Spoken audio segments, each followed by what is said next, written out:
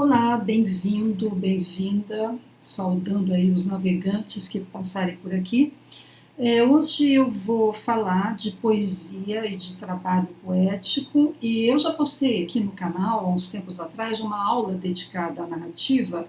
Eu estou me referindo à aula número 1, que está na playlist sobre narrativa, e naquela aula eu apresentava vários elementos com o objetivo de conceptualizar esse objeto narrativa. Eu mostrei naquela aula o quanto é difícil reduzir o texto narrativo a uma definição única. Se isso é verdade para a narrativa, talvez seja ainda mais para a poesia que eu vou abordar na aula de hoje. Talvez se possa dizer que o texto poético, especialmente o texto poético moderno, seja ainda mais plural do que o texto narrativo. Por isso, é impossível expor numa só aula as diversas definições de poesia, porque a poesia é um objeto proteiforme que se caracteriza por uma enorme diversidade de formas. A primeira observação que eu tenho a fazer é que a palavra poesia vem do verbo grego poien, que significa fabricar, produzir, criar. Poiesis, que é o substantivo derivado do verbo, pode ser entendido como resultado desta ação criativa, e nós podemos entender essa palavra, trazendo-a para o contexto de hoje, como arte, seja ela qual for.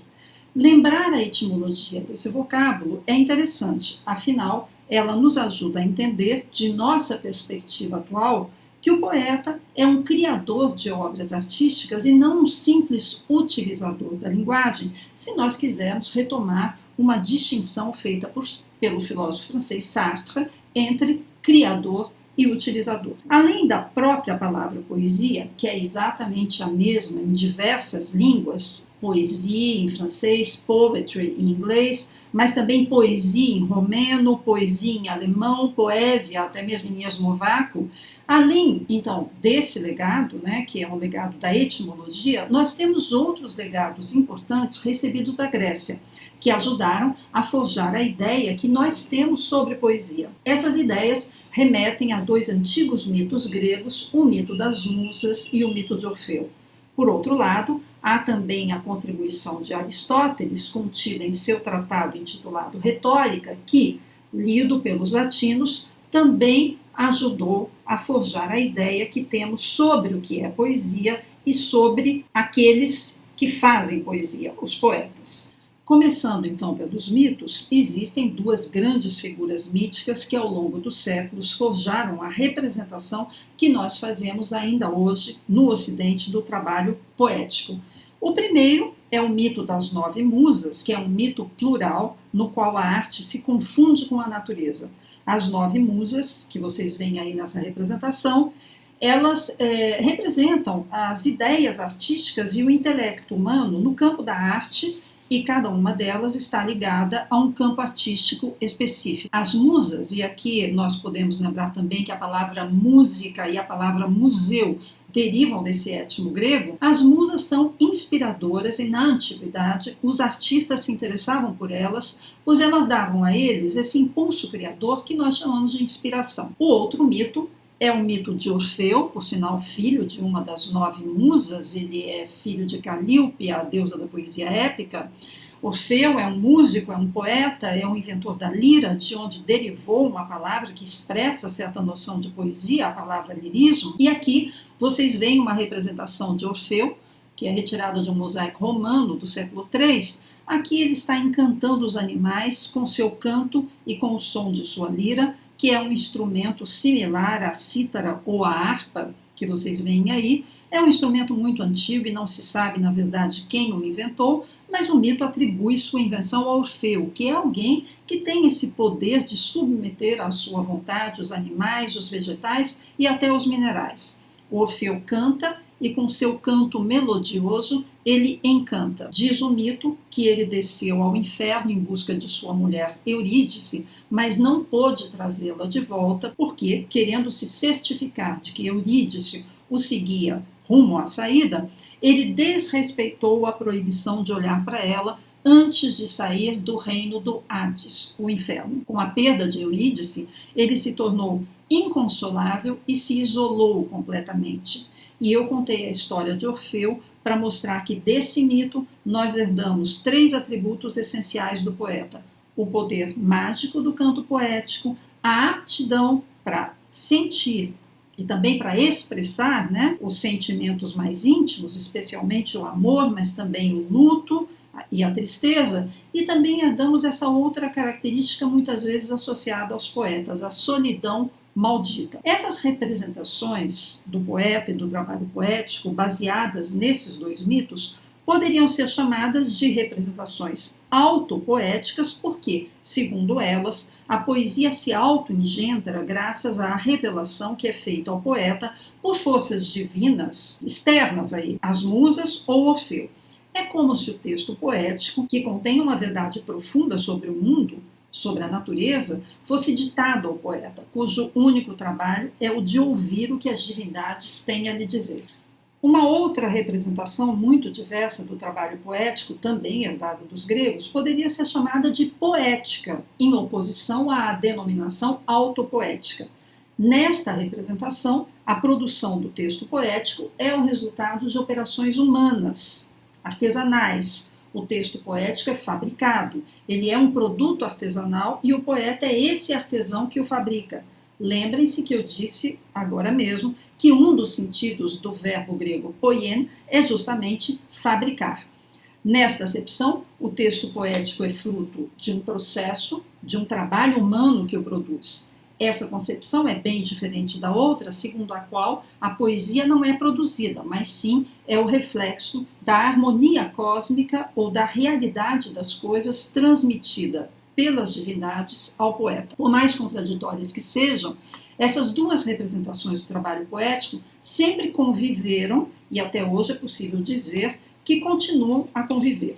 Nós ainda pensamos que escrever poesia exige esforço e um certo domínio técnico, linguístico, mas nós também pensamos muitas vezes que este é um tipo de escrita que exige uma sensibilidade muito especial que nem todos têm. Queria mencionar também o tratado de Aristóteles intitulado Retórica, que foi muito importante para forjar a ideia de artes poéticas, isto é, a concepção de poesia como algo técnico. A retórica é um tratado de persuasão.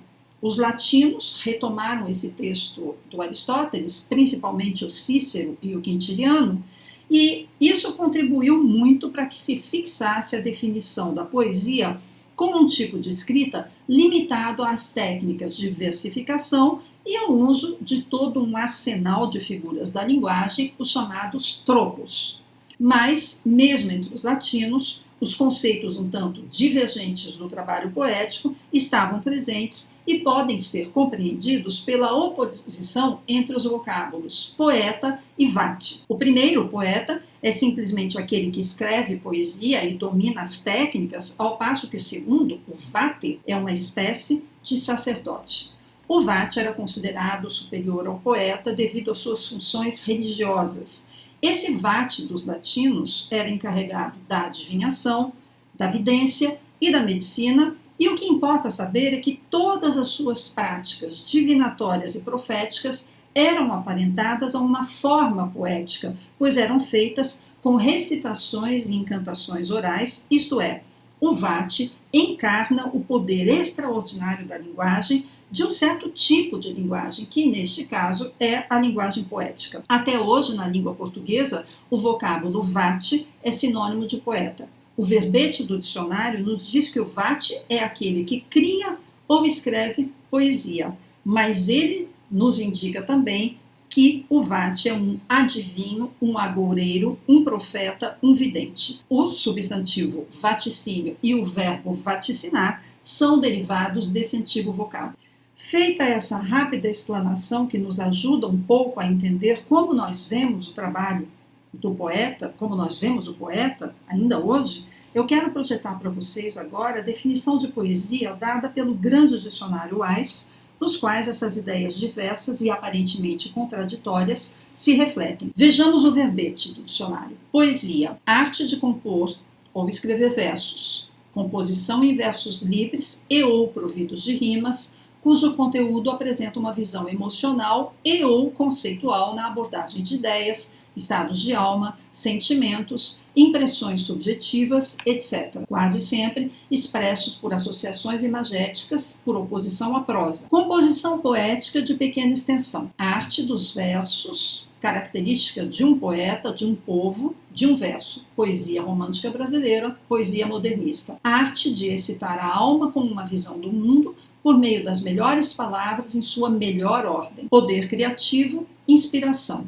O que desperta o sentimento do belo, aquilo que há de elevado ou comovente nas pessoas. Como vocês veem, são várias as acepções do vocábulo e a confrontação entre algumas delas sublinha tanto o caráter de prática laboriosa da poesia, o bom manejo das palavras, de seus sons e seus ritmos, mas também a definição da poesia como um poder criativo e como inspiração, isto é, a poesia é assimilada ao poder da imaginação vinculado à inspiração e aos sentimentos e, ao mesmo tempo, ao emprego de um arsenal técnico de figuras e truques linguísticos que tem um lado muito artesanal. Esta oscilação entre as duas definições um pouco contraditórias, presente ainda hoje na ideia do que é poesia e do que faz o poeta, do que é o trabalho poético, reflete-se na ambiguidade da denominação do próprio gênero, que é chamado ora de gênero poético, ora de gênero lírico. A hesitação no modo de nomear o gênero espelha as contradições das concepções de poesia expostas acima. A denominação gênero poético remete ao aspecto artesanal da coisa, ao passo que a outra, gênero lírico, lembra a inspiração órfica ou a inspiração recebida das musas. Numa outra perspectiva, mais ligada à história das formas poéticas ao longo dos séculos, podemos remeter aqui à oposição entre poesia clássica e poesia moderna. A poesia clássica corresponde, nesse sentido, ao trabalho artesanal sustentado pelo conhecimento da retórica, dos tratados de versificação, da estrofação, da metrificação rigorosa, das convenções dos esquemas de rimas e dos esquemas rítmicos próprios à prosódia de cada língua. Já a poesia moderna se caracteriza, de modo geral, por uma liberdade formal que não impõe o uso das convenções das artes poéticas tradicionais, embora os poetas modernos também possam usá-los caso queiram. E um exemplo que ilustra muito bem isso é a poesia do Baudelaire, que era um exímio utilizador, vamos dizer assim, da retórica, mas ao mesmo tempo é o poeta moderno por excelência. Nesse sentido, é possível compreender que a poesia moderna, muito menos como artesanato do que expressão pessoal das impressões que o mundo suscita no poeta, o que seria uma definição possível de lirismo. Se pensarmos que a poesia moderna nasce com o romantismo, também podemos entender que a modernidade poética se aparenta muito mais à noção de lirismo do que àquela de artesanato retórico, pois com o romantismo o tema da inspiração poética se impôs, porém não mais com conotações religiosas, como no caso do Vate latino ou dos poetas inspirados pelas divindades. A inspiração assumiu com os românticos conotações metafísicas, conotações filosóficas. Mais tarde, já na segunda metade do século XIX, um poeta como o francês Rimbaud, que aliás se reivindica como vidente, chega a afirmar, cito, "É falso dizer, eu penso, deveríamos dizer, pensam-me." Fim de citação. Essa frase, do ponto de vista da sintaxe bastante estranha, né? Ela aponta para uma definição da poesia já como experiência psicológica e, sobretudo, experiência linguística. Aponta também para uma via que será trilhada por certo tipo de poesia no século XX. Aquela via que atribui à poesia o poder de expressar realidades do inconsciente humano. Vamos lembrar, por exemplo, as práticas de escritura automática dos poetas surrealistas, que definiam a poesia como, cito, um ditado do pensamento na ausência de qualquer controle exercido pela razão e sem a menor preocupação estética ou moral. É uma citação que eu retirei do primeiro manifesto do surrealismo, escrito pelo André Breton e publicado em 1924.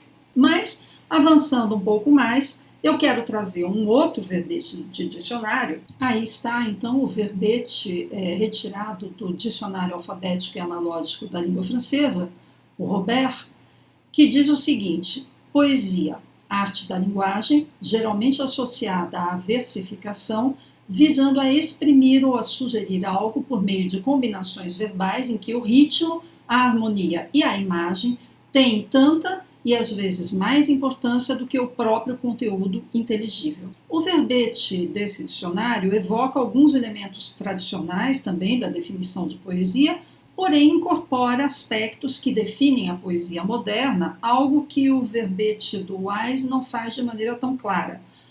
O verso, por exemplo, que é tradicional, está presente na definição do Robert, mas de certo modo a contribuição da linguística também aparece nesse verbete, porque ele fala de combinações verbais ritmadas e harmoniosas e fala também em imagem poética e, além disso, sobretudo, acentua a importância da forma em detrimento do conteúdo do texto poético. Esse último aspecto lembra uma das funções da linguagem mais presentes no discurso poético, a função poética, tal como ela foi definida pelo linguista russo Roman Jakobson, num texto de 1960 intitulado Linguística e Poética. A função poética, que pode aparecer também em textos que não sejam poéticos, é aquele tipo de ocorrência linguística em que a linguagem chama a atenção para si mesma, numa definição muito resumida. Um dos exemplos dados pelo Jakobson desta função é o enunciado I like Ike, no qual a rima gratuita é uma espécie de exibição de recursos linguísticos, a linguagem se auto-exibe. Tudo o que eu disse até aqui só faz mostrar a dificuldade de definir o gênero poético ou lírico.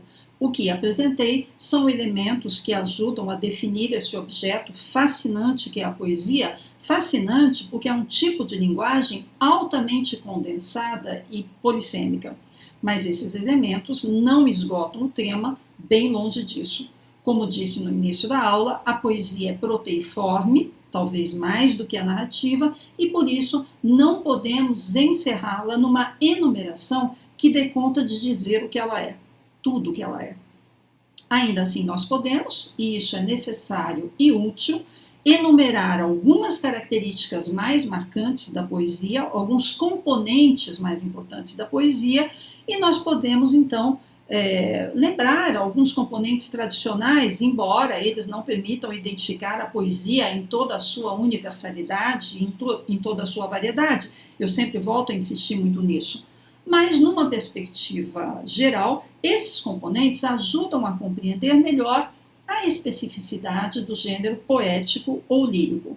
E nós podemos destacar 4 componentes tradicionalmente reconhecidos como pertencentes ao campo poético: o verso, a imagem, a prosódia e a intransitividade. O primeiro deles, o verso, é sem dúvida, ele aparece em todos os verbetes dos dicionários que a gente consulta, e o verso é algo que permite a qualquer profano o reconhecimento espontâneo de uma forma poética. O verso continua sendo ainda hoje um meio de identificação elementar para o senso comum, apesar de nós sabermos que existem poemas em prosa. Eu não vou falar disso hoje, mas pensando no verso, basta a gente lembrar das formas populares de poesia, por exemplo, o nosso repente, que é uma herança da tradição medieval ibérica, que é uma poesia de metro variável, porém sempre composta em versos metrificados.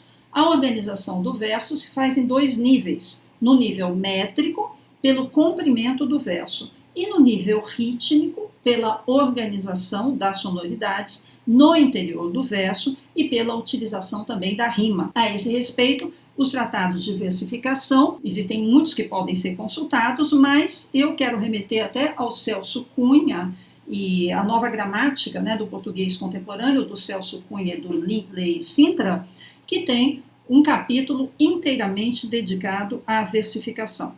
A palavra verso vem do latim versus, que vem do verbo vertere, que significa virar, voltar. Originalmente, essa palavra designava o sulco sempre idêntico, que o lavrador traçava na terra antes de dar uma meia volta com seu arado. Por que essa metáfora agrícola para dar nome à unidade mínima de um enunciado poético? É porque na página impressa, como vocês veem aí, o verso, seja ele métrico ou não, se detém antes do fim da linha tipográfica. No final de cada verso, o poeta volta ao ponto de partida e começa um novo, isto é, abre um novo sulco na página virgem. Isto é exatamente o contrário da prosa, que vocês veem também aí nesse slide, que ocupa todo o espaço autorizado de acordo com a justificação escolhida. Embora as imagens não estejam muito boas, porque eu que tirei a foto e coloquei aí, ficou um pouco torto, mas é bem retinho, né? A prosa não dá meia volta para começar de novo antes do fim. E é graças, então, na poesia, né, no discurso poético, é graças ao branco disposto à direita da página, ou às vezes à esquerda, que nós podemos detectar a natureza versificada desse tipo de texto. Na página impressa, é o branco que marca o verso, e na declamação é a pausa oral que se deve fazer, que é justamente a manifestação oral do verso. Pausa que só não é feita em alguns casos excepcionais, mas não vou entrar aqui nisso. Normalmente faz-se a pausa no final do verso. O que eu acabei de dizer é válido, claro, tanto para a poesia metrificada quanto para o verso livre, que rompeu com o princípio do isossilabismo desde meados do século XIX, quando ele foi adotado, né, o verso livre foi adotado pelo poeta estadunidense Walt Whitman na obra Leaves of Grass, que ele publicou em 1855. Depois disso, o verso livre foi adotado em outras tradições linguísticas, além da inglesa, e é muito característico da poesia moderna. Lembrando que eu não vou falar aqui de poema em prosa. Passando agora à questão da imagem. A definição da imagem poética no âmbito da poesia moderna é uma das mais difíceis. Ela tem a particularidade paradoxal de ser um componente essencial da linguagem poética e, ao mesmo tempo, de ser uma realidade linguística de difícil definição. É uma noção complexa e um tanto vaga que assumiu grande importância na poesia moderna, em que se tornou a principal marca da linguagem poética, substituindo, pode-se dizer, a importância que tinha na poesia clássica o verso. E a metrificação também, claro. A metáfora é apenas uma das formas da imagem, e a imagem poética está ligada, de modo geral, ao processo de representação. Ela se coloca no cruzamento entre as teorias da percepção e da imaginação. Ela é uma maneira de significar oposta à referencialidade.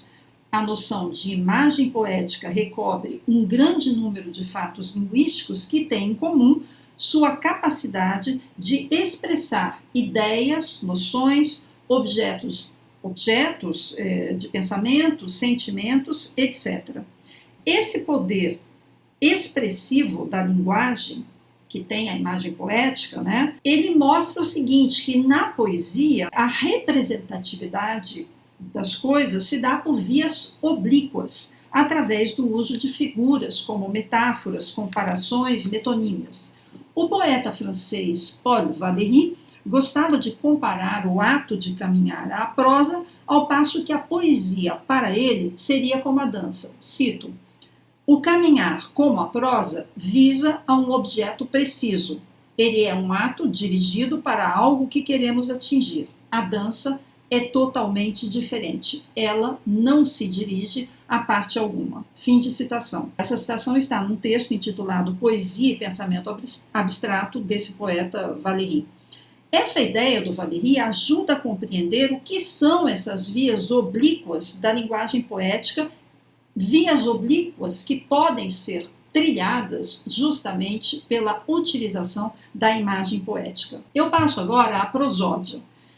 A prosódia é o estudo, em dada língua, das particularidades dos sons que afetam a métrica, fundamentalmente os acentos, a quantidade de sílabas e a entoação de uma língua qualquer. A importância da prosódia na poesia está profundamente enraizada devido às ligações muito antigas da poesia com a música, e lembremos aqui o mito de Orfeu.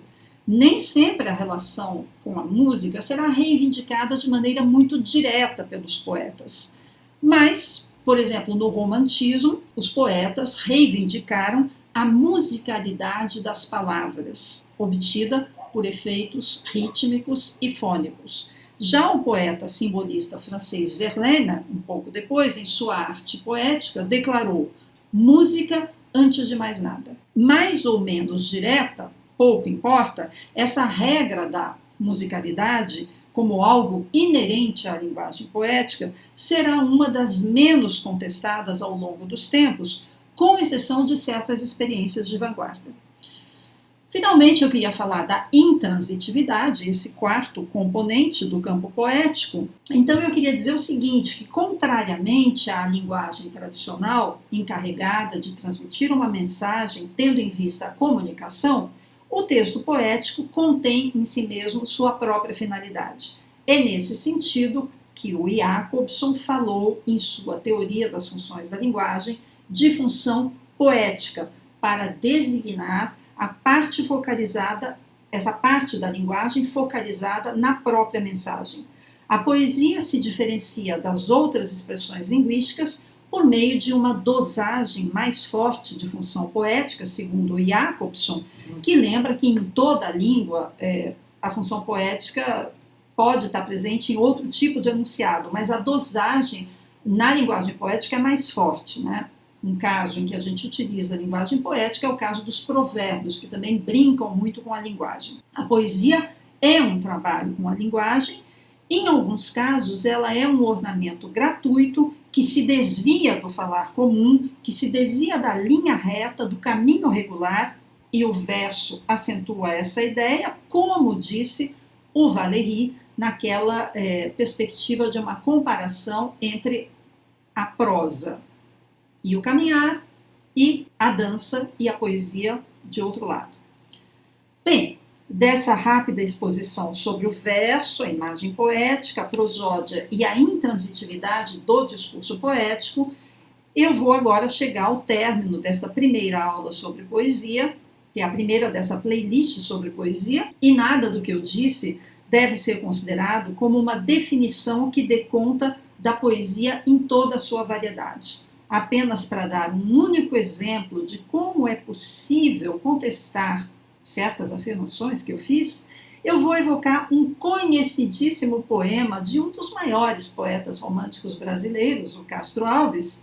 Eu estou me referindo aqui ao poema O Navio Negreiro, que é um texto poético animado por um forte ímpeto social e político, pois é um poema de denúncia dos horrores da escravidão e, em especial, de denúncia do tráfico negreiro. É um poema dividido em várias partes, sendo todas elas metrificadas, embora com metros variáveis. É um poema rimado, em que o poeta se serve de diversos discursos retóricos tradicionais para construir uma oratória que está a serviço de uma causa, no caso, o abolicionismo, porque Castro Alves era um abolicionista. No caso de um poema como este, não há intransitividade, pois o poeta toma posição sobre um tema gravíssimo. Como viram, as dificuldades em definir o que é poesia vêm também do fato de que diversas combinações são possíveis na produção de um texto poético.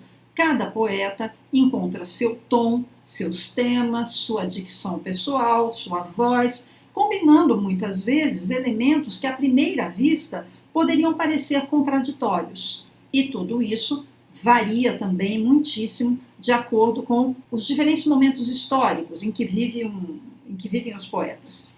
Devido a toda essa complexidade do discurso poético, que tem um enorme poder de simbolização, de alegorização e de encarnação de sentimentos e impressões sobre o mundo, o modo mais produtivo para se entender o que é poesia é a análise de poemas. E isso é o que eu vou fazer na segunda aula dessa playlist sobre poesia, quando eu vou então apresentar a vocês a análise de um poema do século XX. É uma surpresa, por enquanto não digo qual é, vocês verão em breve de que poema se trata. Vou ficando por aqui então, Agradecendo pela atenção de vocês, agradecendo pelo fato de terem acompanhado esta aula até o fim. Obrigada e até breve.